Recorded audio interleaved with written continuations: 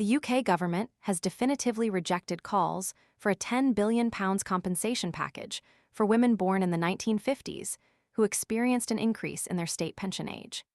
This decision follows a March recommendation from the Parliamentary and Health Service Ombudsman, PHSO, advocating for compensation. The PHSO argued that the government's gradual increase of the women's state pension age to match that of men was inadequately communicated. Despite this recommendation, the government firmly stated in December that no compensation would be forthcoming. This stance has been met with considerable resistance. The Labour Party, while acknowledging the parliamentary concerns, has also publicly rejected the substantial financial burden associated with such a payout. Keir Starmer, the Labour leader, highlighted the significant cost, stating that, based on their research, 90% of those impacted did know about the change, and in those circumstances, the taxpayer simply can't afford the burden of tens of billions of pounds of compensation.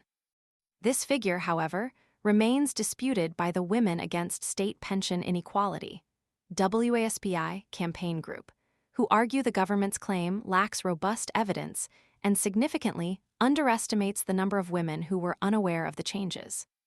The WASPI campaign, representing a significant number of affected women, is actively pursuing legal action.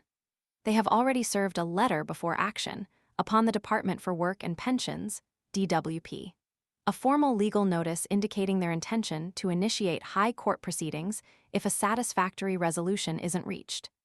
This escalating legal challenge significantly raises the stakes and increases the pressure on the government to reconsider its position. The sheer scale of the potential financial liability underscores the complexities involved. The £10 billion figure, while considerable, represents a significant proportion of the overall government budget, impacting other crucial public services and potentially leading to further difficult choices in resource allocation. The political landscape surrounding this issue is fraught with complexities. The government's decision has triggered a wave of criticism from various sectors, ranging from individual women directly affected to prominent women's rights organizations. The lack of a comprehensive, independent review into the communication strategies employed during the pension age changes has fueled the discontent, leaving many feeling unheard and unfairly treated. Adding further complexity is the evolving political positioning of various key players.